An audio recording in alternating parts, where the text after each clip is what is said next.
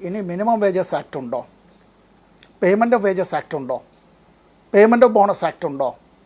Equal remuneration act ഉണ്ടോ?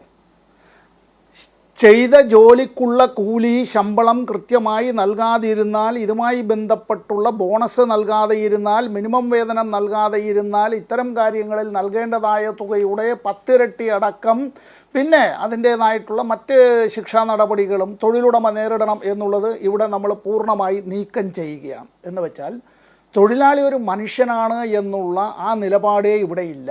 തൊഴിലാളി ഒരു ഉപകരണം മാത്രമാണ്, തൊഴിലാളി ഒരു യന്ത്രം മാത്രമാണ്, തൊഴിലാളി ഒരു അടിമ മാത്രമാണ്.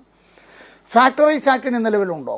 അപകടകരമായ പണിയാണ് മൈനുകളിൽ, ഖനികളിൽ, ആ മൈൻസ് ആക്ടിന് നിലവിലുണ്ടോ? Dock workers safety health welfare അതെല്ലാം ചേർന്നിട്ടുള്ളത് ആ ആക്ട് നിലവിലുണ്ടോ? ഈ building and other construction workers ആക്ടിന് നിലവിലുണ്ടോ? പ്ലാന്റേഷൻ ലേബർ ആക്ടിൻ്റെ കാര്യം നേരത്തെ ഇവിടെ പറയുകയുണ്ടായി. ഇവിടെ ഇത്തരം കാര്യങ്ങൾ ഇവിടെ നിലവിലില്ല എന്നുള്ളത് മാത്രമല്ല, ഇത് കോഡാക്കെല്ലാം മാറ്റുന്നതിൻ്റെ മാത്രമല്ല, ഇൻഡസ്ട്രിയൽ ഡിസ്പ്യൂട്ട് ആക്ട് ഉണ്ടോ? വ്യവസായ തർക്ക നിയമം, തൊഴിലുടമയും തൊഴിലാളിയും തമ്മിലുള്ള തർക്കമുണ്ടെങ്കിൽ ആ തർക്കത്തെ സംബന്ധിച്ച് നിഷ്പക്ഷമായി അത്തരത്തിൽ ഒരു ജുഡീഷ്യൽ അല്ലെങ്കിൽ ഒരു ക്വാസി ജുഡീഷ്യൽ ബോഡി ഇക്കാര്യം തീരുമാനിക്കുക എന്നുള്ളതിന് പകരം ഭരണകൂടം തന്നെ തൊഴിലുടമയോടൊപ്പം, മുതലാളിയോടൊപ്പം, മുതൽ മുടക്കിനോടൊപ്പം, മൂലധനത്തോടൊപ്പം ചേരുകയാണ്.